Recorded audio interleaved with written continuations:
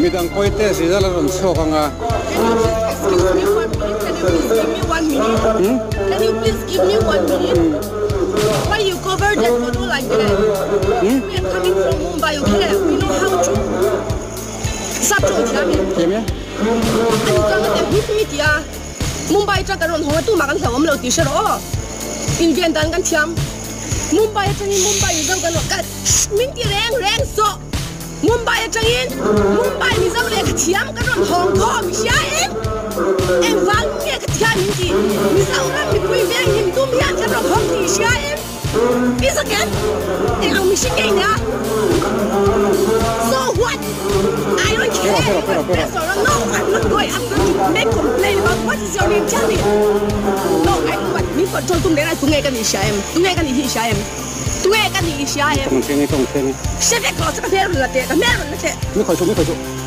Nàng anh khơi lại nghe rezon mình xịt thế. Khơi lại nghe rezon mình xịt thế. Đừng suy. Khơi lại nghe rezon mình xịt rồi. So what? Then tell me. Huh? No, I don't want. Miss out. Ini mau kasih nanti. Bacian ini mau. Hetilan mulai ni. Supaya ni jadi siapa lau tuanin ketika ni kilau tu kan kita ilah engkim kesebek. Engkau helai kan seilau.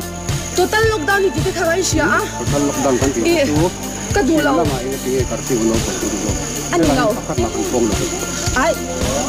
Kedulau ni. Kejangan ni kau sudah minji tu lo. Kau tu ni lau.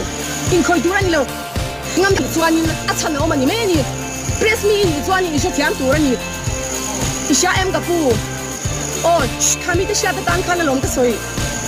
Ni mai kan ni lau. Misal le khatia Mumbai, misal om le khatia Hong Kong kan ni.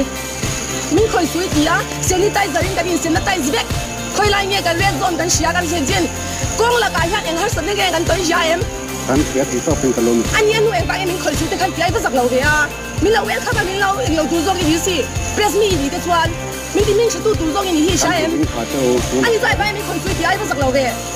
Bacian ni lau mi. Mai.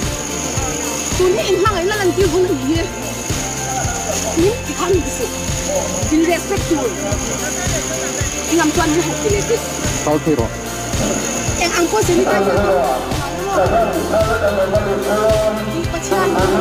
Midang koi te si dala ron sokanga.